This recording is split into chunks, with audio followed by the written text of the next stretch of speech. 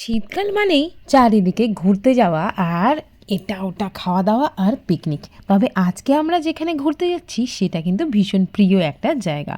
সকাল সকাল আমরা রেডি হয়ে গেছি। এখন যখন বেরোচ্ছি প্রায় 7:30 বাজছে।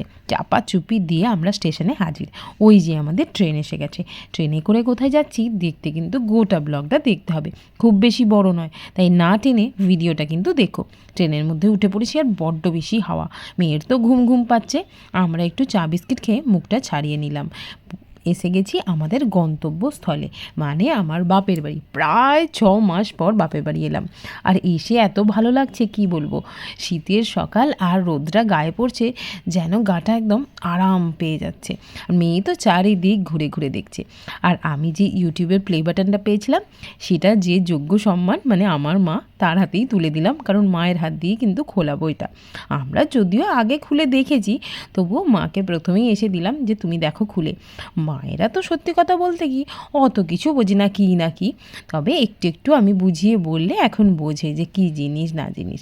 তো সবাই তো দেখবে বলে চলে এসছে। পাশে আমার বৌদি আছে, মেয়ে আছে। মায়ের হাতে তুলে দিলাম ইউটিউব প্লে বাটনটা, যার জন্যই আমি এই জায়গায় আজকে দাঁড়িয়ে, যার আশীর্বাদী। তো তার হাতে দিয়েই মনে হলো যে যোগ্য সম্মানটা আমি পেলাম মায়ের হাত থেকে এটা নিয়ে। যাকে ভীষণ ভালো লাগছে। সবার সামনে এটা খুললাম। মা, কাকিমা, এদিক ওদিক বোনেরা সবাই দেখছিল, খুব ভালো লাগছিল। দেখো কীরকম নামটা লেখা আছে, দ্য বং রাঁধুনি। এটা দেখেই কিন্তু মনটা একেবারে ভরে যাচ্ছে। আর এটা হলো আমার দাদার মেয়ে, ছোট্ট পুচকে, আমাদের বাড়ির এখন সবথেকে ছোট্ট বেবি। ঘুটুম্বুড়ি এখন আমার ওপর ভীষণ রেগে আছে, কারণ আমি বহু দিন পরে গেছি আর ও আমাকে একদম চিনতে পারছে না। কী আর করা যাবে, যা হোক করে আদর করে কোলে নিচ্ছি, কিন্তু ব্যাটা নেমে আবার চলে যাচ্ছে। মা পাতাপুতি নিয়ে রেডি হয়ে গেছে, কারণ খেতে দেবে। মাকে বলেছিলাম আজকে কলা পাতায় ভাত খাবো, সেই জন্য মা কলা পাতা কেটে ধুয়ে রেডি করে রাখছে। ওই পাতাতেই খাওয়া হবে। আর আজকে সিংহমশাই মটন রান্না করেছে, সেটা খাওয়া হবে। সিংহমশাই মানে আমার কর্তামশাই আর কি। এবার আমরা চান টান করে একটু বেরিয়ে পড়েছিলাম রোদ সেঁকতে, কারণ আমাদের এখানে ফ্ল্যাটে তো রোদ পাই না, আর ওখানে যখন রোদ পাচ্ছি সেটাকে একেবারেই ছেড়ে দেওয়া যাবে না। সেই জন্য চারিদিকে রোদ পোয়াতে একটু শুরু করে দিলাম। আর দেখতে পাচ্ছ আমাদের গ্রামে যে প্রকৃতিটা কী সুন্দর। আমরা যারা শহরে থাকি তারা কিন্তু এইসব জিনিসগুলো ভীষণভাবে মিস করি। কিন্তু আমার মেয়ের একটা সুবিধা কী হয়, ও মামার বাড়ি যখনই যায় এগুলো দেখতে পায়, আর ও ভীষণ ভালোবাসে এই সবগুলো দেখতে। নদী, নালা, খাল, বিল দেখতে দেখতে কিন্তু আমরা ঘুরে চলে এলাম একটু।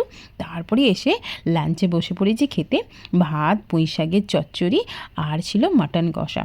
প্রথমে তো চচ্চড়ি দিয়ে দিয়েছিল, তারপর এলো 1 বাটি করে মটন কষা।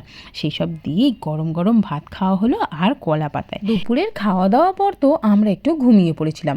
ঘুম থেকে উঠেই দেখি মা বানাচ্ছে পিঠে, আর ওই যে ছোট্ট বাহনটা মাকে ধরে আছে, দেখো কীরকম গুলগুল করে হাসছে। মা পিঠে বানাচ্ছে আর আমি তার ভিডিও নিয়ে নিচ্ছি। পরবর্তী কী হলো সেটা দেখতে কিন্তু পরবর্তী ব্লগটা দেখতেই হবে। আজকের মতো এটুকুই, টাটা।